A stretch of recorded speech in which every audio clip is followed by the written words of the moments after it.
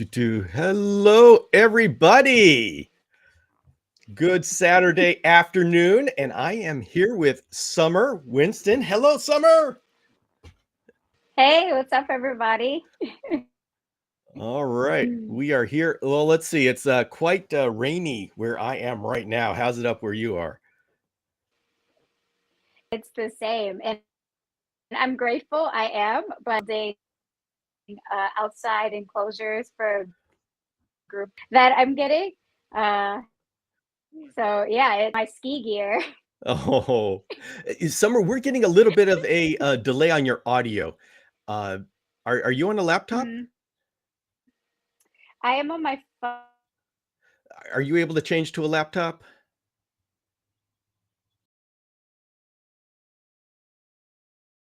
Hey, everybody. Okay, we'll see what we can do with Summer here. We will get her on. Right now, she's doing a switch up. Let me tell you guys. Give me a second to text Summer. We've got a poor internet connection on her side. You switch to a laptop. All right. So, oh my goodness, we got everybody. We got Gabriel here, Natalie, Patrick, James, Jenny's here. Hey, Jenny, I want to let you know, freshly brewed. So you can all tell the Italians I'm okay today. Let's see. Okay. We've got Summer. We've got at least Summer's black box back. So, all right. Hello, Howard. Dreams Tiny Critters. Eliza Ann. Hello. And Troy. Hello. Okay. Well, there we've got Summer back. Oh, is it okay? A little bit. Go ahead and talk again. Hello, I am Summer. We Yeah. are having. Oh, we're gonna have to work with this. It looks like you have a strong Oh, connection. What was that? okay, I'll get my laptop. I'm on my phone Okay, right yeah, get the now. laptop. Should The I go? phone, for some reason, yeah, Okay. laptop. All right, wonderful, wonderful. I'll take care of things here.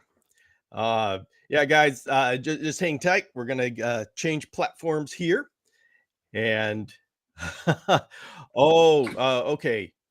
First of all, Jenny, you have to tell us how Ham was.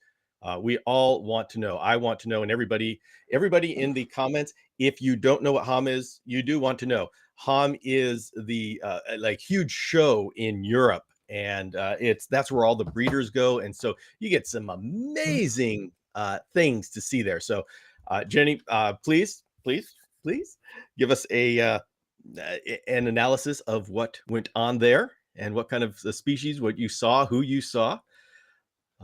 And then Genevieve, hello. All right, Howard, I'm going to tell you, it is not decaf. This is legitimately caffeinated. So you're going to see me buzzing a little bit here.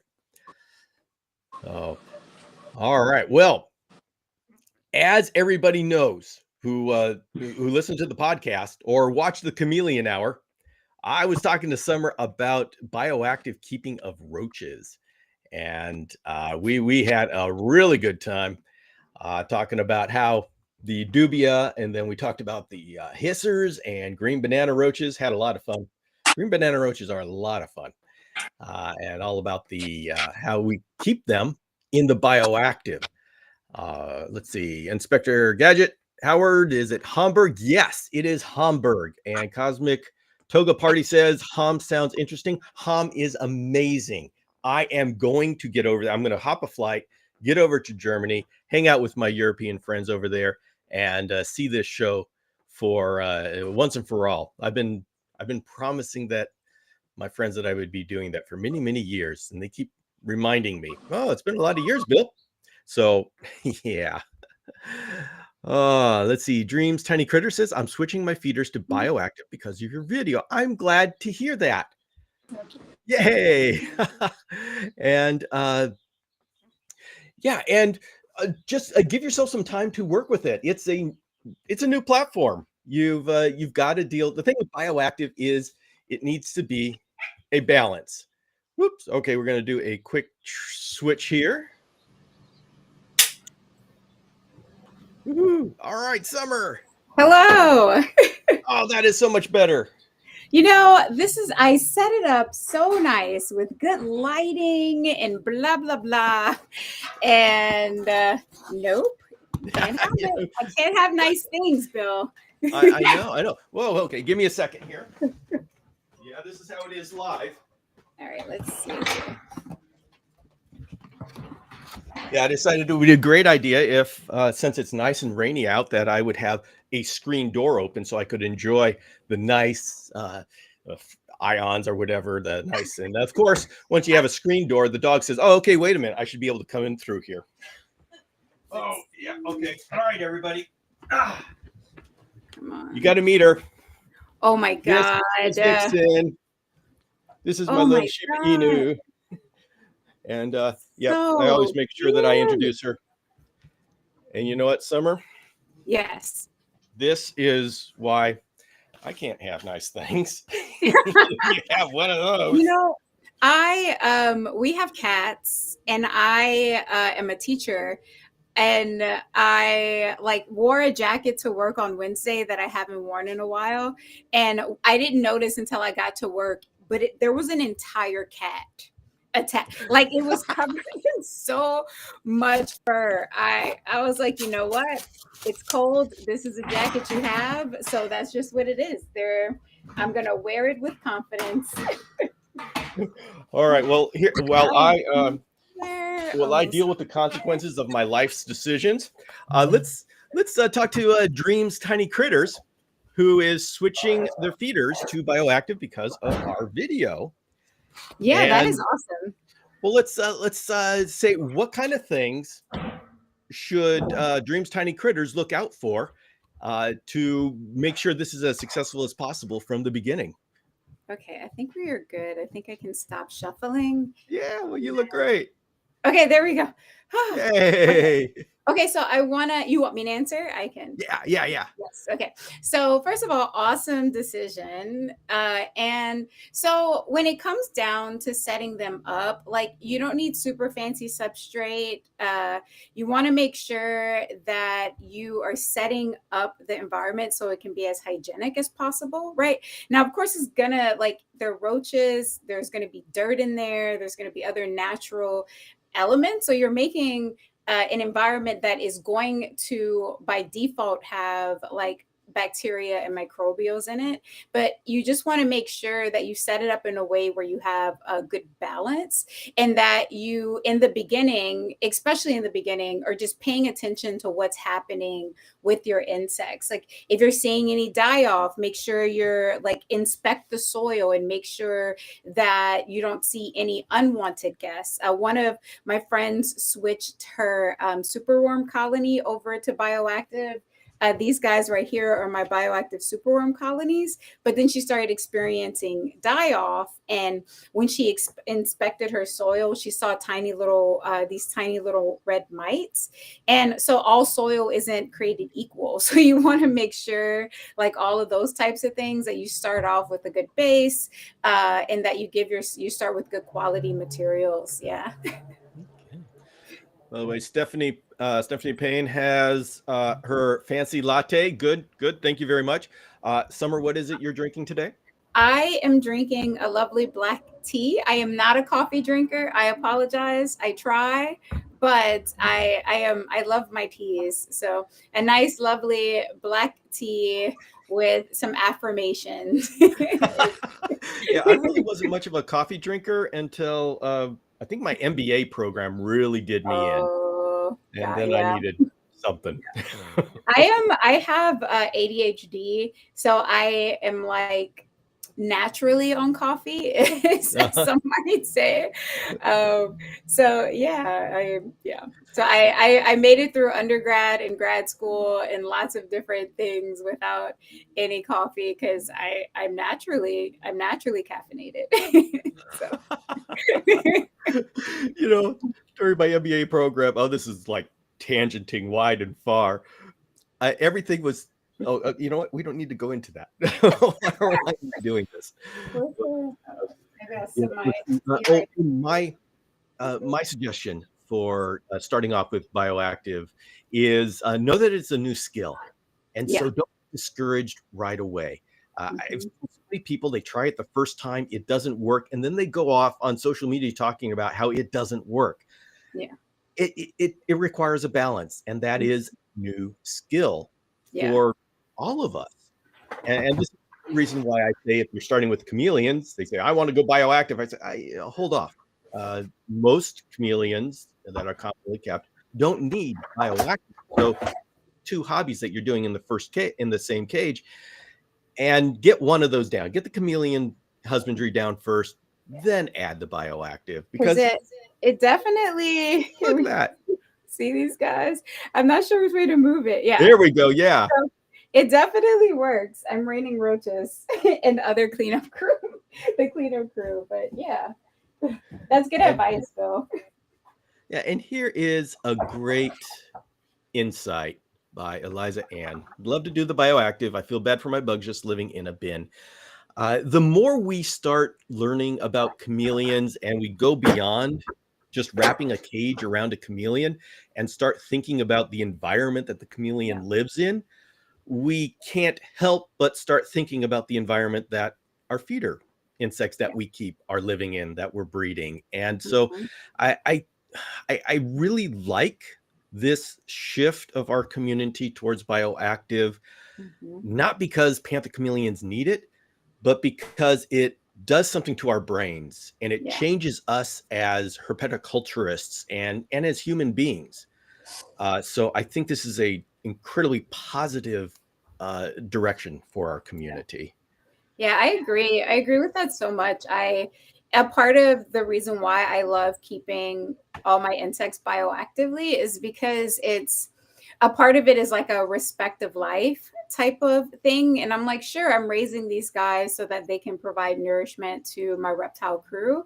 But I also want to respect their lives as well and give them the best care and the best habitat that I can, and that was in general, that's a part of what bioactive is for me. And because all of my reptiles are also bioactive, but with the insects, it's just oftentimes like they're just treated as though they have one purpose, and that's to feed our reptiles, and that's it. But if we raise them in healthy ways, then they'll be even better feeders for our reptiles. So, yeah. Yeah. Howard is here. Let's see. We're going to overload. There we go. Um, Ooh. he's breeding discoid roaches Mhm. and currently use orchid bark in the bottom. Should I Mhm. also add organic soil Yeah. if I want to keep springtails? Oh yeah.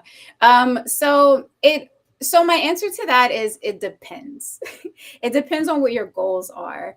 If you're just having the orchid bark at the bottom, it's not a living substrate, right? And like it's kind of like a placeholder in a lot of ways, and it'll be harder to establish all the different types of life that you want to have in your bioactive setup. And especially if you want to add springtails are a great addition to every bioactive setup. They'll keep the fungus and all of those things in control. So if you want to add springtails, I would recommend adding organic soil and adding charcoal, adding both of those things. One, I add charcoal to all my bins anyway, but especially if you want to add springtails, because springtails reproduce in charcoal. I'm not sure. I don't understand the science behind it. I've never tried to. I'm just like, all right, this is how they breed. Cool. I want to make more. I'm going to listen to what folks say. But adding in the charcoal is going to one keep bacteria in check, and then like it'll keep your system or help to keep your system from going anaerobic, which you definitely don't want. And it'll also help the springtails like do their thing and breed and all of that. So Okay. And let's go ahead and give respect to Daniel, who just drank a whole piece of cheesecake. nice. All right, everybody. Well done. We're That is taking a field trip to Daniel's house. He's got good stuff there. Say hello to Jay at hello, Jay Dubé. okay. Oh, and here's the report from Jenny at the Ham show. Well, okay, we should start with the beginning. We got this in two parts. It was very frustrating. Couldn't buy any animals, not one feeder insect I wanted. Green banana roaches.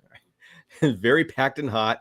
I saw some other cans besides panthers and veileds, and there's a Cool. Honelle, Jackson eye, Brackesia, and Asta thing. Probably Ustaleti. Is that it? Yes. That's okay. We speak autocorrect here. And a little geeked out. Yeah. I've actually been talking to some people working on establishing Ustaleti in captivity, and I'm cool. pretty excited about that. That is a species that is underrated. It comes in, nobody wants it because it's sitting next to a panther chameleon. But when you actually take you got to put on your sunglasses for the panther chameleon, you don't see much else. Take the panther chameleon out, and this Ustaleti, and you just see the cryptic colorations and the subtle colors that start coming out. It's just an amazing creature. They are huge, and they're docile. I mean, don't kiss them and lick them, but they're just so calm. I mean, even the ones I found wild in Madagascar, they just pick them up and they're sitting there. They're annoyed at you, but they're just gonna awesome. the panther, they'll draw blood. Oh yeah, I've been bit by mine. they're like, I told you, get away from me. You didn't listen. Oh, let's see. Natalie says caffeine makes me tired. Interesting. Yeah, I'm a little bit embarrassed at how late I can have coffee and not have it not affect my sleep. Yeah. Yeah, I like black tea, and my partner will be like, "You're gonna have tea before bed with caffeine?" I'm like, "Oh yeah, I'll be fine." I was like, caffeine is very little to me. Let's hear about grad school. Who is this Sean McNeely person? You ever hear of him? Who is this guy wanting to know about my grad school issues? So I guess the very sad story was during grad school, so much was going on with work and me trying to get my classes and everything. I mean, I have this horrible stories of how I just tried to survive. And Yvette, my wife, is absolutely laughing because I would sit there, and this is back when you could write, you'd be writing things, and I would be writing in bed because doing my homework, and sometimes I have to write. And in my mind, I was writing an entire paragraph, but in reality, my hand wasn't moving. So I wrote an entire paragraph all on one letter. And this is the kind of situation I was in getting that degree. That's funny. And I got on to Cola Rock Stars. That was it. I tried them afterwards, and oh my goodness, I can't stand it now. But back then, I would have a pyramid of cans in my office. Yeah, real classy. But the thing is, I realized I was getting emotional comfort from having an addiction to caffeine because it's the only thing in my life that I could control. And I was like, oh my gosh, this is so pitiful. I in grad school, I guess my equivalent to the writing on one letter would be waking up and like I was typing something and it's just a long line. Oh yeah. It's like, oh man. I started trying those 5-hour energies, and it was like most caffeinated products, they don't do much of anything for me. But I started trying 5-hour energy, and it worked until it didn't, type of thing. I was like, oh no, oh god, Okay. no more please, no more. Now you're acclimated. Yeah, I was like, oh no way. Oh, let's see. This is Jenny from Germany. ADHD Unite. Okay. We're creating a subgroup here. I really think that I had this conversation with Roy Blodgett. He's one of the hosts with Project Herpetoculture. If you guys haven't checked out that podcast, but we live in the same area and we're like developing a friendship. And we're talking about the correlation between people being into reptiles and ADHD. And we just feel like there may be something there because like most reptile folks I meet are like fellow ADHDers. And so I'm like, maybe there's some neurodivergent line in Oh this. boy. Me and my pontification and stories have gotten us way behind in the chat. So I'm going to have to catch up. But Howard's saying, biggest concern is the cost of raising the food for the chameleons can almost be as costly as the cost of the food itself. I don't know. When you get into the add-on shipping, I don't know. I haven't tried it out, but I just think the benefits of raising your own, knowing what they're being fed, making sure they're being fed everything right, and just the joy I get from raising them is worth it for me. But I haven't. I'm not sure. Oh, I'm sorry, Bill. I mean, but I haven't crunched the numbers to see. Yeah, I feel like before I started breeding my own insects, I was spending. So I had like a subscription for like my dubia. So it was like $160 like every 2 weeks is what I was spending on all my roaches. And I keep I know we're all about the chameleons here, but just for a full picture, I keep chameleons, bearded dragons. I also keep uromastics, but they're salad eaters. They don't take on any of they don't take away from my Summer. We embrace tangents here. So and so I was spending I'm caring for quite a few reptiles. So I was spending like 160 every other week on 10,000 roaches. And I'm not spending that now. And I have, in terms of my setups, I have my bins here. I don't have a whole lot of bins. I want to expand potentially, but I don't need to right now with my crew. Maybe now that I'm taking on, I have 12 Joel Lacertids coming my way later this week, and they're insect eaters. So I may need to expand. But I have my 2 bins of dubia, which is what I mainly feed out of, and my 2 bins of super worms here. And I haven't spent money on these types of feeders. I don't know. It's probably been like maybe like 6 to 8 months at this point. So yeah, it's like what, $320 a month that I'm not spending. And all I have them set up with like each of them, they have like a 5-watt heating pad underneath them.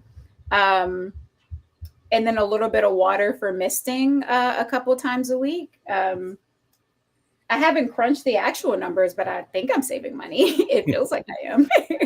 And because they're bioactive, I have very low time investment because I never clean the bins. So yeah, I think the biggest benefit and advantage to you doing bioactive is that I can bring you on my show and we can talk about it. I think that's perfect.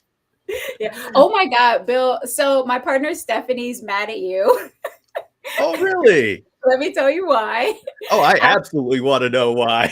After our interview, I went and got some hissing cockroaches.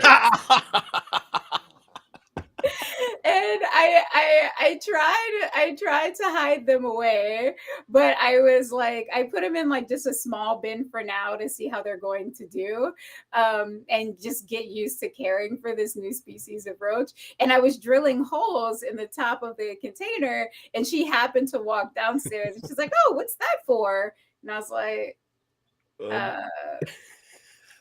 some new roaches. And she says, "Oh, what do you mean new?" And I told her, I was like, hissing. I was like, "Oh, Bill, we talked about it, hissing cockroaches." And she's like, "Oh, I'm gonna have to have a word with Bill." And she walked away.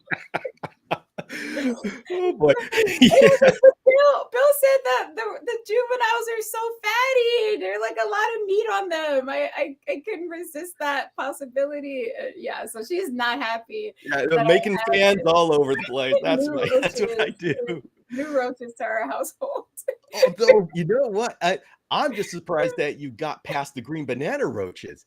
That was a huge one in my house because, I mean, Yeah. I had hissers, they crawl Mhm. up glass. But when I was presenting to Yvette that I wanted to get green banana roaches, and Uh-huh. she asked me, "So, okay, you need to do these? Why?" Well, they're green, of course. And So I really? think they flew under the radar is what happened. Okay. Yeah. And So to what's speak. yeah, the they literally and figuratively and I think it's funny, but them being green helps because when we do find one in the house occasionally, it's the only roach that she doesn't like get upset about because she's like, you can deal with those at least because they're green. So they're so that helps her case a bit. So yeah. Well, I knew that the jig was up with a green banana roach because Yvette is so sweet and trusting. And I think the green banana roach was the point where I realized she's onto me because I said, "Oh yeah, it climbs just like the hissers. It just climbs there." And there was this moment of silence, and then there's the first time in our marriage that she said, "What aren't you telling me?" Good job, Yvette. Good job. Oh no, now I gotta come clean. They fly. What? Yeah. Well, so the day after I brought home the Madagascar hissing cockroaches, there just happened to be a big dubia that got out and our cat killed it. And she was like, "Oh, like one of your giant roaches got out." And I was like, how? That's so I was like upset because I'm like, how did they get out? Like, there's no way they got out of that. So Yeah, I those are like came and I checked and I $3. counted and they're all there. And I'm like, okay. And then I went to look at the roach she was talking about. And it was actually a dubia roach. And I went, and she's like, it's not a dubia roach. And I went up and I was like, oh, actually, it is a dubia roach. And she's like, they have wings? I was like, well, I was like, yeah. I was like, I told you they can fly. She says, I don't remember you telling me that. I do. So now so I have now never she has seen a this dubia fly. They can fly? new. They can a little. Like they're not gonna like soar across the room, but they can a little bit. So Okay. she was like not happy about the finding out they had roaches. A little I bit mean, of a roach finding out sensitivity now. they had wings. I was like, that's not one of the new ones. That's one of the old ones. And I thought that was going to be better. It was not better. Did not help my case. Okay. Oh, well, everybody, you need to know the ending to the story. Yeah, we started off, it actually took a couple of days before Yvette would even consider talking about green banana roaches after she said, and then I have this nightmare of all this swarm of green banana roaches flying all over me, and it was horrible. And so that's okay. So that's where we started. And I finally was able to convince her, all right, I'm going to keep them in the out room so they're not in here and all that kind of stuff. That's where this started. Fast forward 5, 7, 10, how many years? I don't know, 8 years. She has now taken my green banana roaches from me Nice. because now she wants to breed them and she's decided it's hers. So we've come full circle to now I'm being kicked out of my green banana roaches because she loves them so much. I love it. Yeah, I'm determined to figure out how I can like actually make use of those guys. Right now, they're just pretty green pets. And like I said in the video, I made the mistake of putting them in with my dairy cow isopods, which I also use as feeders Uh-huh. too. And just a variety of different things. But like I can't get to my isopods without having to fight the banana roaches. So I need to figure out like I want to put the whole bin in some type of screened situation. So then that way I can easily like get to them and take some juvies out and all of that stuff. But I'm gonna figure it out. I know I will. It's happening. Okay, I didn't realize it, but guess who's actually joined? Oh, hey, Yvette! That's my wife, Yvette, who I've been talking about all this time. Apparently, she has joined the live and has heard everything that I've said. Yay! And yeah, Jenny says not ustaletai, oshonasiai. Okay, yeah. Oshonasiai is nice. All right, I am really sorry to everybody who's put in some questions. I have been talking so long that I have lost a lot of the questions. If you have questions that I haven't answered, could you please write them again? I'm really sorry, but we got a lot. We're having a lot of fun here. Well, here, okay, we'll throw this one up. Do roaches smell? No. So it's one of the reasons, well, there's lots of reasons why I pick the feeders that I do, but they are the least stinky creature in our house. And I know stinky creatures. We have geriatric dogs, so we know stinky creatures. And so yeah, none of the roach varieties I keep smell. And I have a dubia, green banana, lobster, red runner, Suriname, and I think that's it. Okay. No, we did have a comment on our the video that came out, and someone was talking about how if you mist them, they were thinking, oh, that's going to really raise the odor. So how come misting the setup doesn't raise the odor? I misted my guys. I ran the misting system this morning, and I don't smell anything. There's no. Yeah. And the answer is it's a balance. If you overwater your system and make it soggy, yeah, it's going to stink. So I think that, so one of the beauties about bioactive like setups in general is that you're not just, you're creating an entire habitat, and there are all kinds of things that live in that habitat besides the things that you add in, right? So like in all of my setups, I have the dermastoid beetle. And then I have the roaches, of course, or whatever the main insect is. Then I also have isopods, and I have springtails in there. So there's a mixture of different things that are helping to regulate the environment. And so there are possibilities for it stinking if everything isn't properly in balance, right? So if there's too much frass in there and then you missed it, if there's like a buildup of like, if there's like a bacterial buildup, if the system goes anaerobic. Now I did have one of my superworm bins go anaerobic on me because I use these guys as like not even a secondary feeder, more like a tertiary feeder. And so I don't open these bins often. And when I opened it, it had gone anaerobic on me and it smelled. Now my guys were still okay. I think it was at the beginning of that process. And so I went in and mixed in like more charcoal to fix that. And so I say all of that to say that it's about balance. And if your ecosystem is well balanced, then the odor should be minimal. All right. One of my guys wants to come out. Who is that? Yeah, Howard. Her talking about my wife, Misty Mountain Fance, Yvette. No, she's not borrowing my roach. I mean, is it really stealing if like she never takes them from the house? Like it's, if they're just Summer. I've been directly informed that there has been a transfer of ownership. Okay.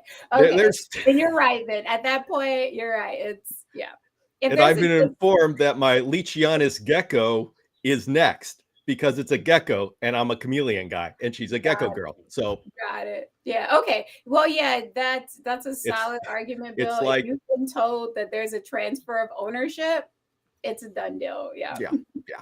And so anyway, and will they reproduce in a bioactive setup? Oh, absolutely. So right now in my bin, I have a mixture of every size. I have like tiny, tiny little babies, and that's one of the beauties I think with breeding your own feeder insects is that you get invested in their whole life cycle, which is very cool. So like I'll go in there and there's like the tiniest little babies in there, and then like there's like every size from small like tiny to adults. And I never feed off any of my adults. Well, every now and then, like if I look and I'm like, I'm seeing too many males in here, I'll feed off some of the males, but I never feed off any of the females. But yeah, they reproduce. There's lots of babies. Now, this is the thing. You have to make sure again that your system is balanced, because if not, the female roaches will just absorb the eggs. And like if we're talking about like dubia roaches, I'm not sure if you guys realize this with dubia roaches. So I'm sure I'm speaking to the choir right now. But female dubia roaches will only produce a certain number of like clutches over their life cycle. And even if they absorb one, like it's like that potential production is done. Like they're not like they're going to be down one potential production of babies that they could have done. And dubias are a bit slower reproducers than like some of the other species of roaches. So you got to make sure your system is balanced so that one, she doesn't reabsorb those babies and that they never get produced. And that means making sure there's plenty of food, and dubias need moisture. So making sure that your system has enough moisture in it, but like not too much. It's all a balance. It's definitely not easier. In some ways it is easier because like I said, I never clean these bins. But in a lot of ways it's not, it's harder, but that's a part of what makes it fun. It's like it's science. Like there's science in these bins behind me. And that's, yeah. Okay. And Gabriel has a question. Is it, wait, Leaf with Eyes. Is that Gabriel or Miguel? Okay. Anyway, we'll call him Leaf with Eyes. It's one of the two. Leaf with Eyes, let me know. I've forgotten. Gosh darn it. Oh, interesting. I was wondering. So Gabriel. I don't know if Bill has tried this. I've tried it and I didn't have success, but not crickets. I've never tried to breed crickets because I don't feed them, but I'm making my way into breeding season for my crew right now. Like I have a clutch of ambelobe baby like eggs in my incubator right now. I'm expecting, fingers crossed, eggs from some of my uromastics, and then from one really, really, really special bearded dragon pairing, I'm expecting eggs. So I'm like, oh, maybe I should start breeding crickets. And we may be opening a retail space soon. And like, I was like, maybe I should start breeding crickets. So that disclaimer, I have not tried it with crickets. I did try it with grasshoppers. So I think we can talk about that in line with maybe katydids. And it was my first time trying grasshoppers, period. And if katydids breathe the way that grasshoppers do, where they dig into substrate and lay their eggs, I thought it could be a great idea. But I don't think I know enough about that species of insect yet to be able to do it justice. So I'm not sure if you're already breeding those guys and you do decide to try it, like that, it would be awesome to see what your process looks like and to learn more about how to do that well. Yeah, I just ended up with like pet grasshoppers. I also was a little afraid to feed them because one kicked me one day and it hurt. And I was like, I don't want you to do that to my chameleons. So then I wasn't, Yeah, I was like, I don't hurt, man. I don't want you to do that to my reptiles. So they just kind of became my pets. So okay, and by the way, yep, that is Gabriel. Gabriel, hey Gabriel. Yeah, if you try that, I would really be interested to see how it works out and what processes you're trying. Yeah. The fun thing, Summer, is I do a YouTube live on Saturdays, and then I do a Instagram live on Tuesday nights. Oh, And cool. so my fun game is to try to remember everybody's real name. And Oh, so everybody has 3 names in my head that I got to keep straight. Yeah. for a username, their actual name, and their Their, maybe their name. Instagram name, their Uh-huh. actual name, and their YouTube name. Oh my Jesus. Let me tell you a funny story. Yesterday, I ran into one of our neighbors who I see all the time, mind you, at Home Depot. It was him, his wife, and their lovely new little baby. And I recognize him because I see him all the time. We're always out in the yard, like doing our things, and I see him. And so I was like, oh, hey. So we start chatting, and I met the new baby. They have another kid. I was like, oh, gosh, you guys have a new baby. So I met the new baby and chatted with them. And he's like, Summer, right? I was like, yeah. I was like, can you remind me of your names again? And he told me, and like his wife told me. And then I was getting ready to walk away after a conversation, and I wanted to say, okay, such and such and such and such, have a nice day. This was like maybe 2 minutes after they told me their names. Yeah, And well, I I was know like, where this is okay, going. bye. Yes. I don't remember their names. So that's an awesome skill. And like I said, I'm a teacher, and I see my students, I've been seeing them every week for 8 weeks now. I'm so bad at it. It's like my brain is like, I need to learn everything about reptiles. I don't have any room for human That's names. right. Yeah, I can tell the subspecies of Jackson eye, but a name? I don't have room for human names. Who has Jeez. room for that? Oh, let's see. Got a question from Jenny.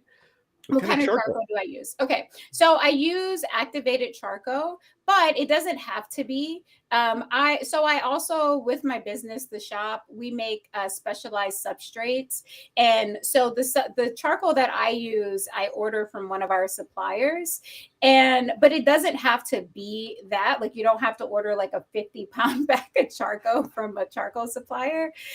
You could, as long it just needs to be like all natural. So if you go to, say, like a hardware store, like I don't know, Ace Hardware or Home Depot or something, and you get a bag of hardwood, it has to be hardwood lump charcoal is what you're looking for, like not those briquettes that'll kill everything, including us probably. But you want to it should just look like burnt wood in a bag. Now the pieces are probably going to be big. So what I do is I'll take them home and put it in like a garbage bag or something like that can handle it. And like one of maybe those like thick construction garbage bags, those black, like 6 mil, 4 mil. And then I beat it with a mallet. So I break it down into smaller pieces. And so you'll get everything from like bigger chunks to powder in that bag. And then I just pour it in and mix it in with the substrate. The charcoal that I have in my enclosures, let me see if I could find a piece to show you. I don't have to do that. I'm silly. I have a whole bag of it right here. 1 second.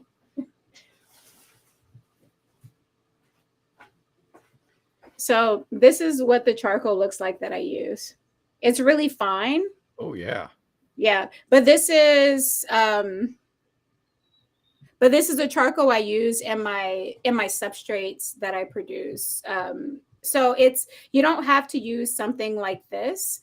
And honestly, like sometimes having, like, I put a lot of this into my substrate. I use the smaller pieces for aesthetic reasons, but like the thing about charcoal, so it can work well, and it also absorbs odor, so that might be a part of the reason why my bins don't smell as well, is it's about the surface area. So like these smaller pieces I use a lot so that I can have more surface area in there, and with the bigger piece, more surface area. So yeah, so it doesn't have to be something like this.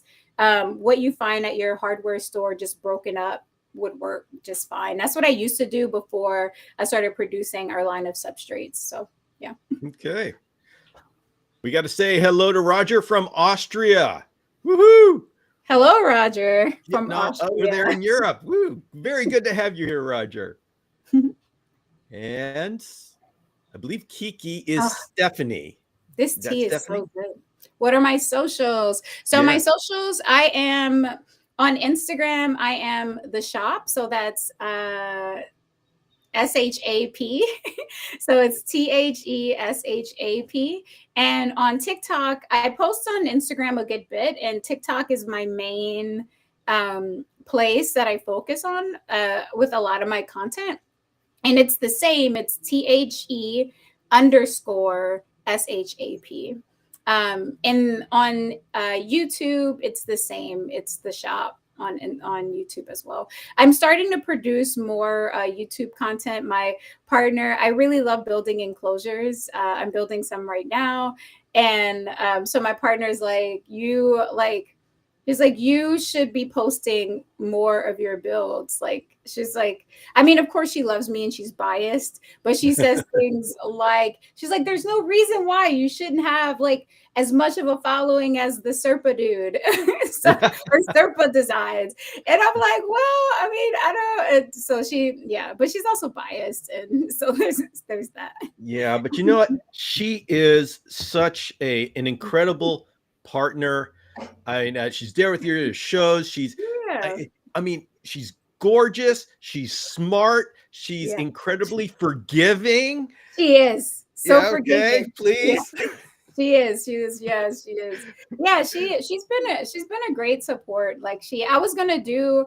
So the first reptile show we did was Pomona, the super show, and I was gonna do that by myself. Oh. And she was like, "Who's gonna work the booth with you?" I was like, "Oh no, I'll be fine." And she's like, "No, I'm gonna take off from work. I'm gonna come with you." And I am so grateful she did because oh my God.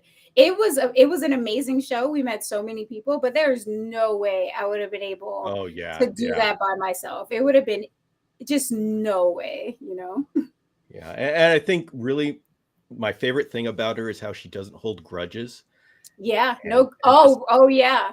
Yeah. I mean, that's just her forgiving nature. Awesome. I'll run that by her and you just let her know. Now let her know that Bill loves the way you don't hold grudges, especially when it comes to like, you know, insects and things. Oh, I wasn't talking about about that at all. Oh my God. Well, So yeah, those are all of that long-windedness to say I am the shop on all of my socials. I got a wrong name. Kiki is Keaton, not Stephanie. Okay. Sorry about that. All right, Kiki, I'm going to do better in the future. But while we're talking about the shop, what is it? Let's let everybody know, what is the shop, and do you have anything you can show us? Oh yeah, I have anything around. Yeah, so 1 second, I will be right back.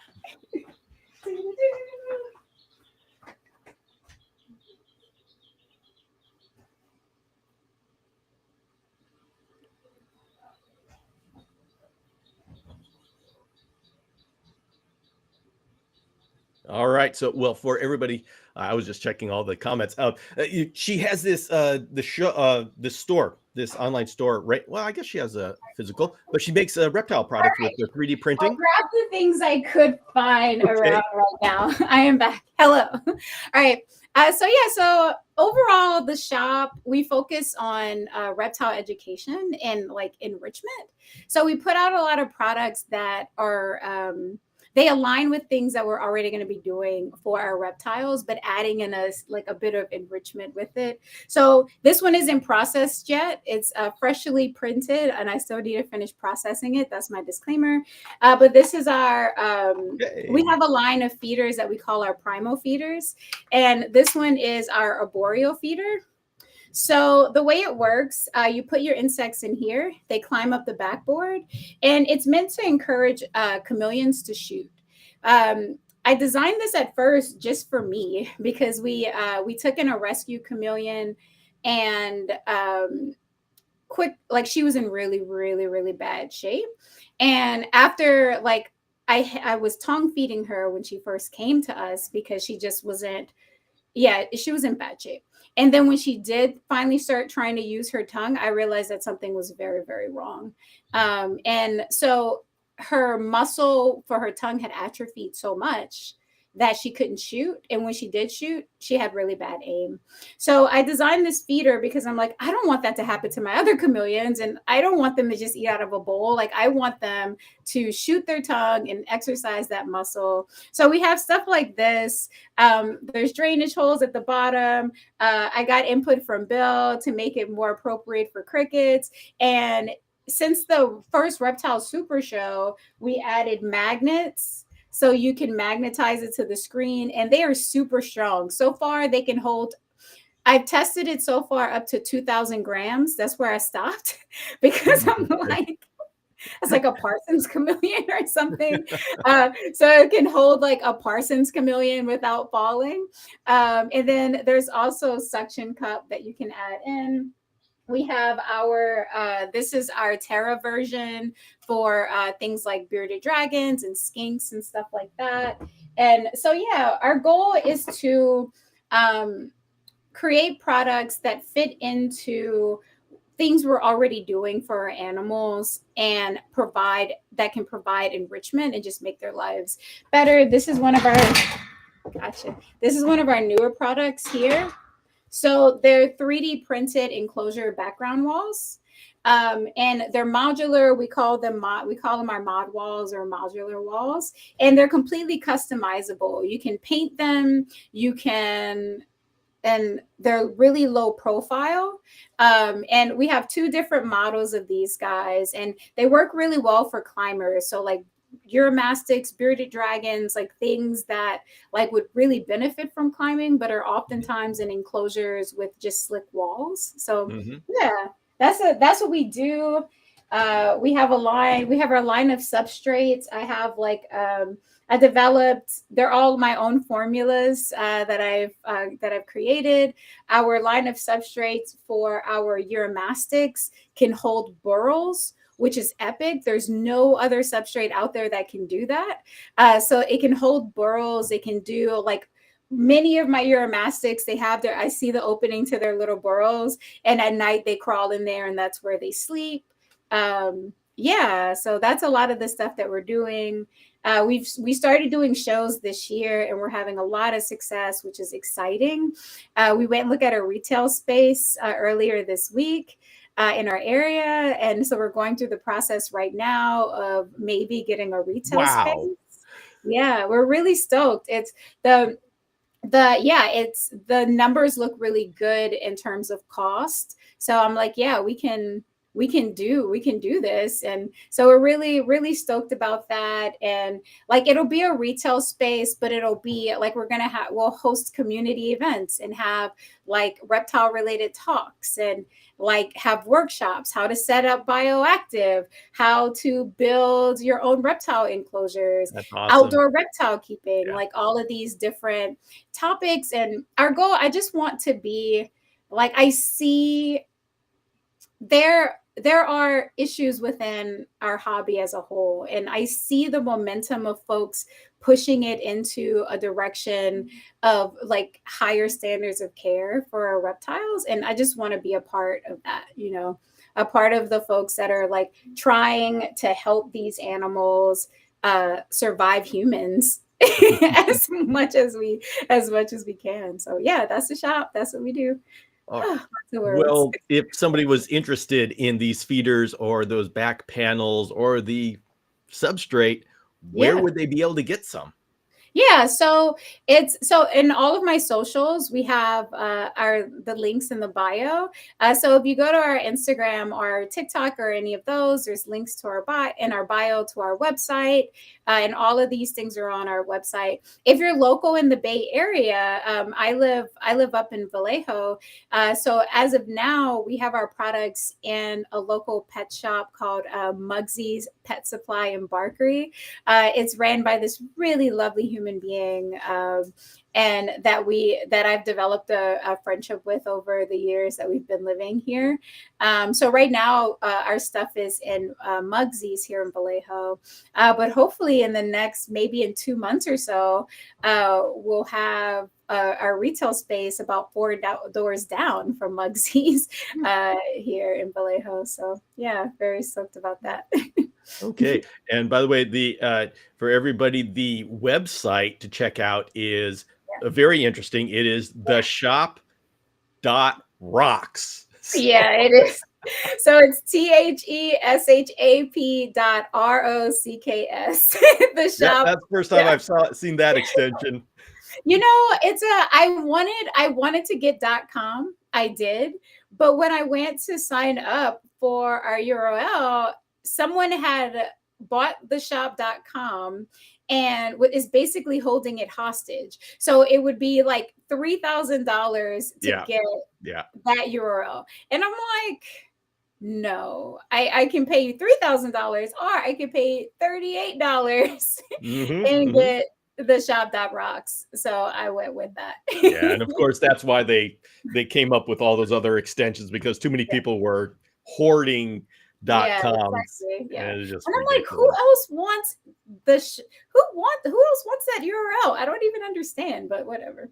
Yep, yep. People got rich by buying URLs Yeah. and flipping them, and Yeah. So no longer. And you know what? Nobody really remembers websites anyways because you just type it into Google. So yeah, you do. It's true. So but yeah, so that's not pretty an issue. cool.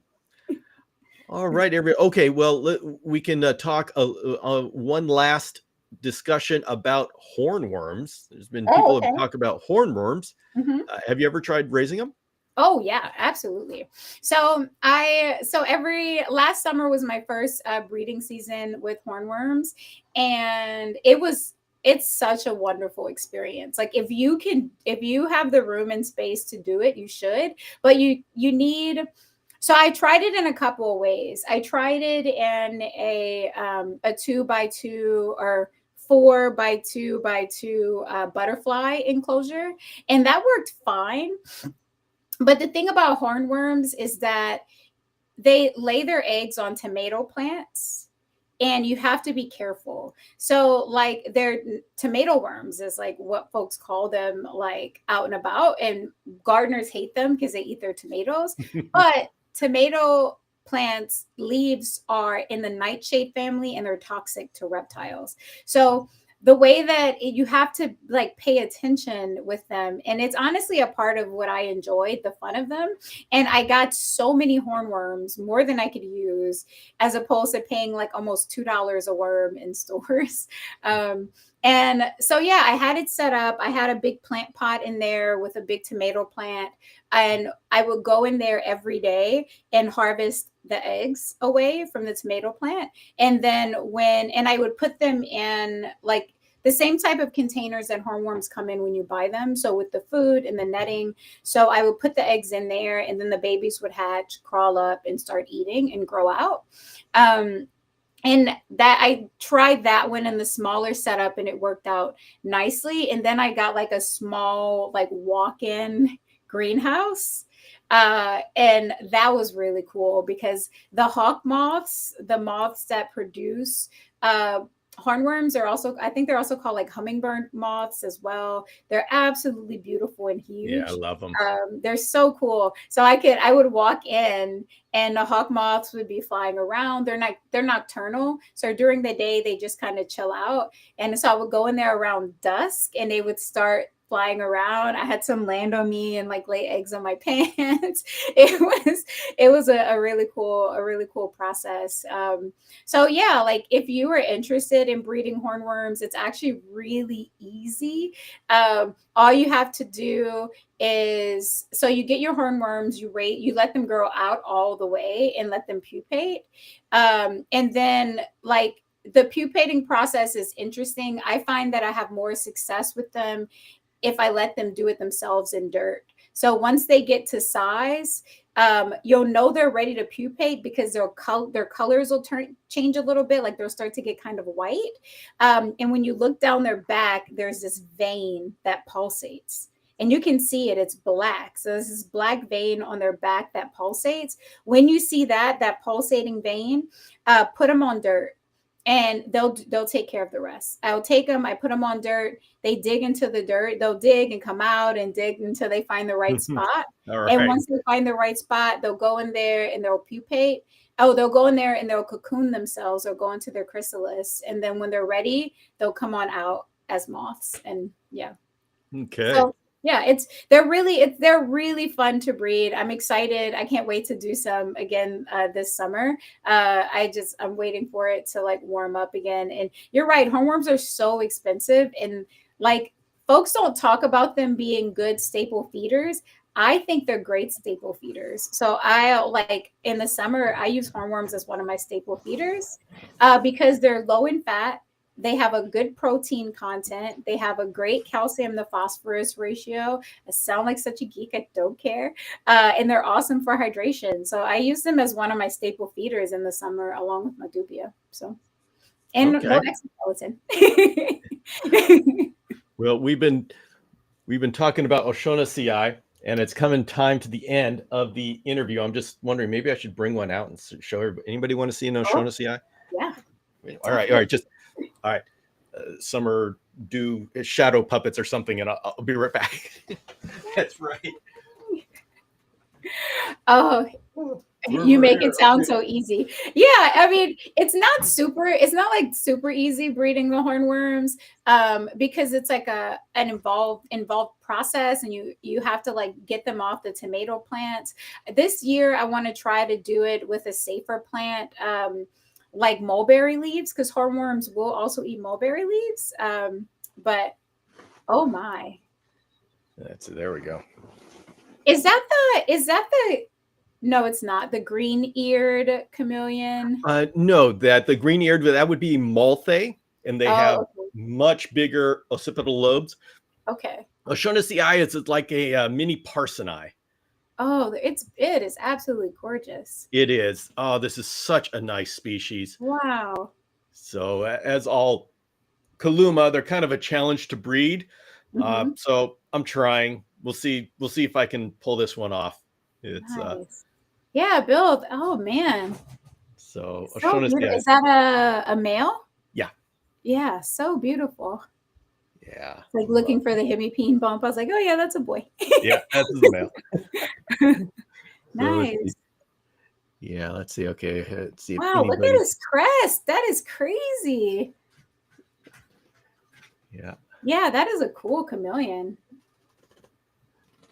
Yeah. All right, let's go. Actually, I could.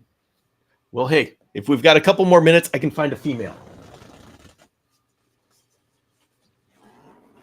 Oh yeah, just hang tight.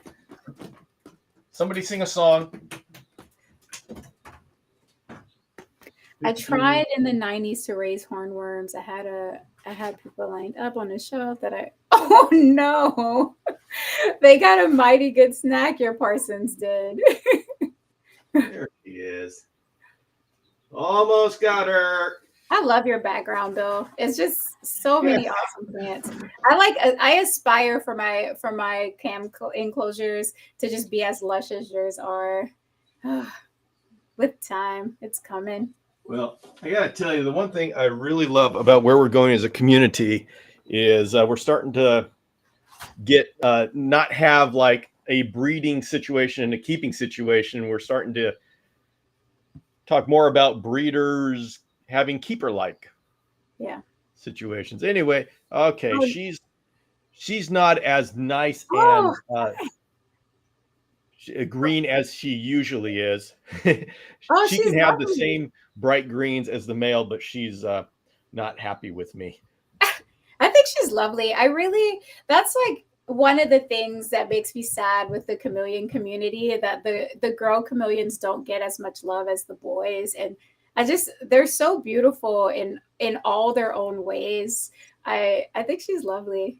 Oh yeah, she is. She is gorgeous. She is wonderful. Hey Jay, you're still here. Yes, these actually, Jay DeBay had a definite hand in making it possible for me to work with these. Yeah, Very grateful for that. So Natalie said, "I feel like that's why wild wormies are green and yeah, that's true, Natalie. That as if hornworms eat uh, green, like if they eat the tomato leaves, they're green. But also I find that if they eat my mulberry leaves, they also turn green. So yeah, and when I put them in with the artificial food, they're blue. They end up blue. It's really interesting. So, all right, oh yeah, Howard is saying I love Bill's creeping pothos. Yes, they are. I love my pothos too. Yeah, it's so nice. It's really, really nice. Oh, all right, all.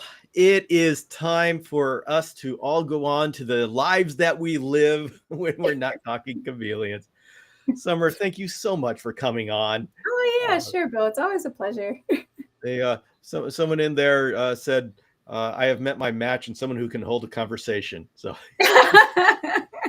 Nice. That is a so great compliment. Thank you. all right, everybody, thank you so much for dropping by and spending this time with us. It's a lot of fun, and if you want to continue this Tuesday night, I'll be Instagram 5 p.m. PST, and with Summer. Just keep watching that space and go to her Instagram and TikTok. Yeah, And if you're on the West Coast, she promises she's going to be at the super shows. I am. Yeah, I'm gonna do this year. I'm doing Anaheim, and I'm gonna do the second Pomona as well. So yeah, and if you're up in the Bay Area, I'm doing the Sacramento show in April. I'm doing all the shows that are going to be in Sacramento this year. So there's 3 of them. I'm doing all 3 of them. Right. So, yeah, we're trying to hit the shows really, really hard.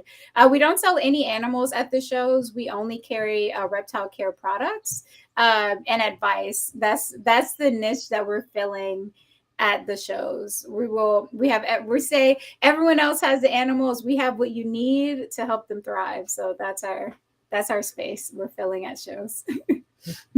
All right, then. Oh, here we go. There we go. You're getting love from the audience. Thank you. Thank you very You're making much. me look good, Summer. Thank you. Thank you. All right, everybody. Have a great day, and we'll see you next time. Yeah. Bye.